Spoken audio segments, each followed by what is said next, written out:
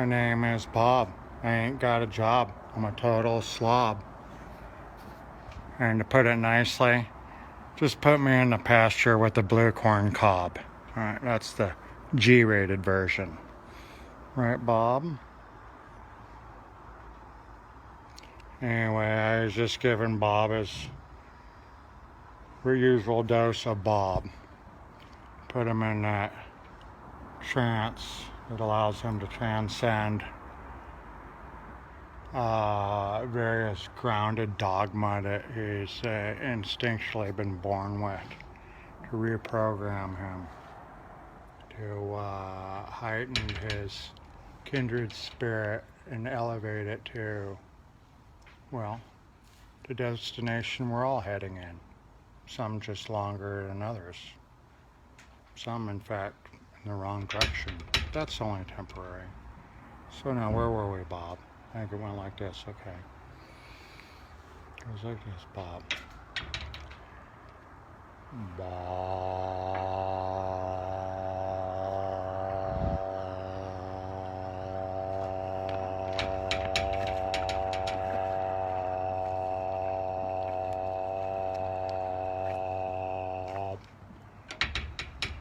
Bob.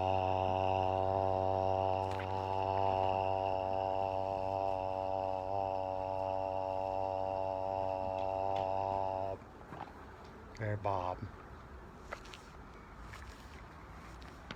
Alright, when I say transcend a higher spirit form, I don't mean Gary Coleman in Different Strokes where he's always wanting a snack. Okay, Bob? You'll wind up with whatever he had. I'm not talking about a big cock either. So anyway, Bob, who's behind me? Is there somebody behind me? Well, lo and behold, it's my next biggest fan.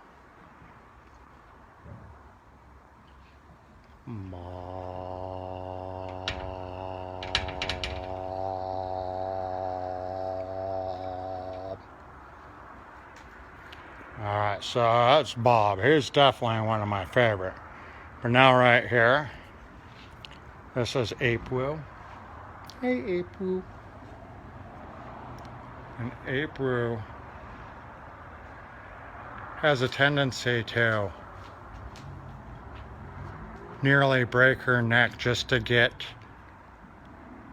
on the side of her house that's closest to me. Like Bob, I like him a lot. You know, it's kind of like a guy friends, you know. But April is like really sensitive and sweet and a little forlorn. But yeah, and then her stall's a mess. In fact, I've been meaning to get it to clean it out, even though it's not my job, but I'll clean out her backyard when it rains because the pool pulls up. So I built a little system of canals out there for drainage. But anyway, the one thing about old April is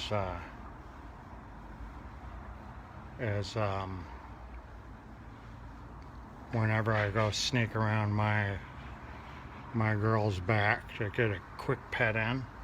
Hey, I'm a guy, I can't help it. I like to pet all the mares heavily like this, right? You like that little heavy petting there?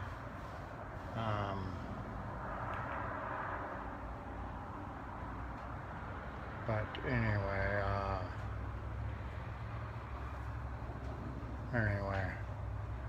whenever I do that, Joss just so happens to take a break from whatever activity she was occupying herself with. It was obviously too important to come and drop what she's doing and visit me. But when I do this, she'll come out and check up on. She don't even need to hear it. I could tippy toe up to April here, and it's just that woman's instinct, intuition, I believe. And I also believe there are ways to develop your intuition and extra senses, or extrasensory extrasensory perception, but that's for our topic on another day. We all have the ability. Some just more developed than others, like Bob, thanks to my therapy, to Bob therapy. Anyway, April likes this. Tell she probably use a little chiropractic work. Definitely a pedicure and a massage and a bath and a clean stall and a field full of grass with her friends, with her best friends by her. And she also needs a lot of respect.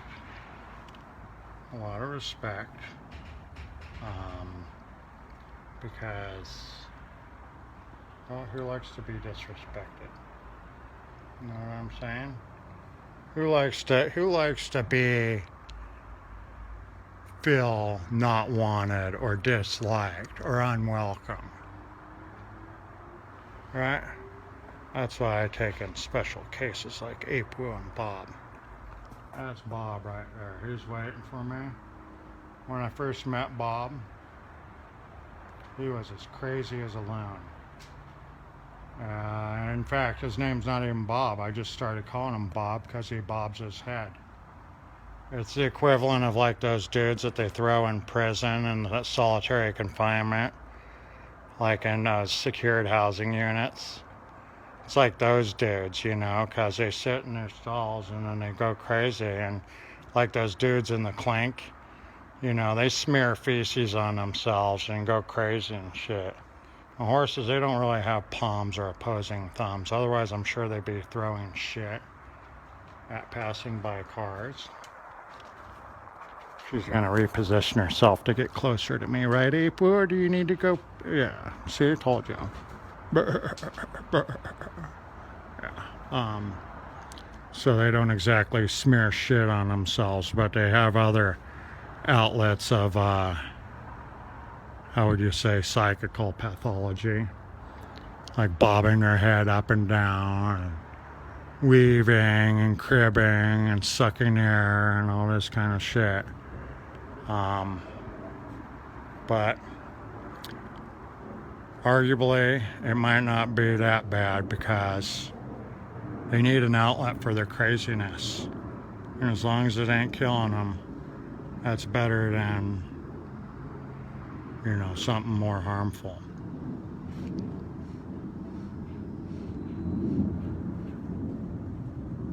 Right, Apu? That's how I noticed Apu has a really sensitive spot here. Somebody was careless with her harness. See, that's nice and soft. Come down here and there's an old injury right here. I can feel it without even touching it. And you go down here and you pay your nose. That's how you do that. This is how you make friends. It's called being nice to somebody. I try to go out of my way to do it. Well, sometimes I try, I guess. Other times it just comes naturally. Yeah. So, anyway, that's the secret to making friends, is being nice and letting and being courteous of other people's feelings and letting them feel important and validated and not let them have feelings that where they think that you don't like them or you're more in it for you than them, or you're unreliable, or, you know, you're going to bring basically discomfort to their life. You know, so it's all about comfort, pleasure. You know what I'm saying? What would you rather? Have pleasure or pain? Sugar or vinegar? There's some other analogies on that. Pleasure, pain, pressure, and release. path of least resistance, mitigating the pain and optimizing the pleasure, of course, which is saying the same thing. But then it goes deeper, really deeper, into a whole model of reasoning that is different than what we typically are offered on the menu, of describing physical reality. But anyway, these words, so when you talk about pressure and release, you also got ignorance and or not knowing and knowing, kind of like future and past. The future you don't know, but the past you do know. And guess what? They all happen at the same time, because the future only happens in your mind, and it only happens in the present moment when you're thinking about it. That's when the future happens, in the present moment. And same with the past. Something might have happened, but it's basically quickly went to a memory. And that memory is in the past.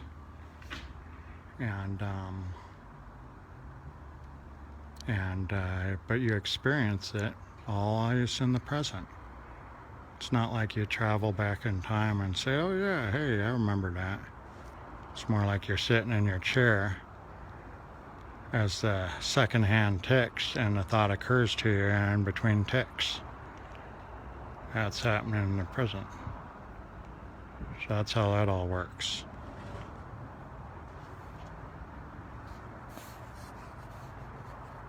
You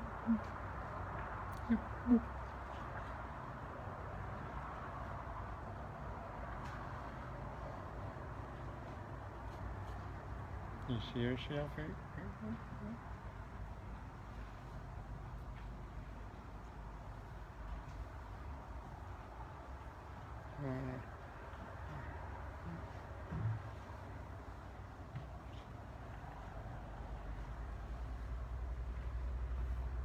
You can see the story in her eyes almost.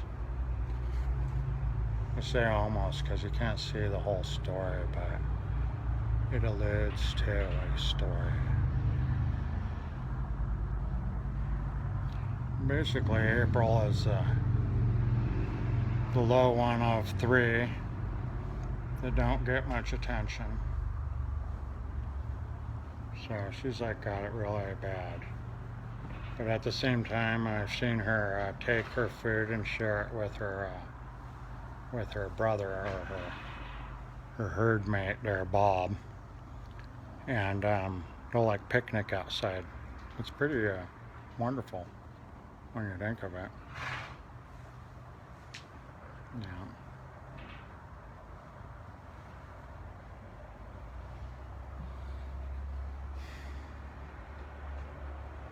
I'm glad I forgave you for squealing at my horse.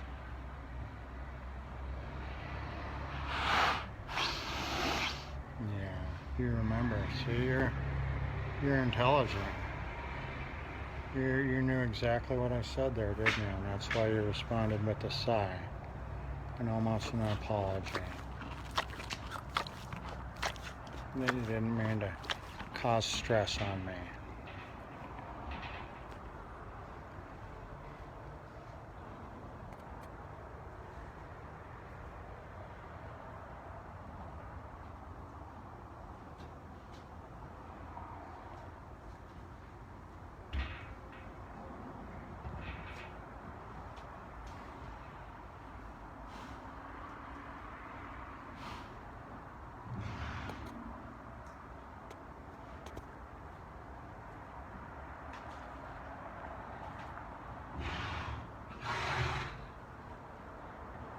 You see?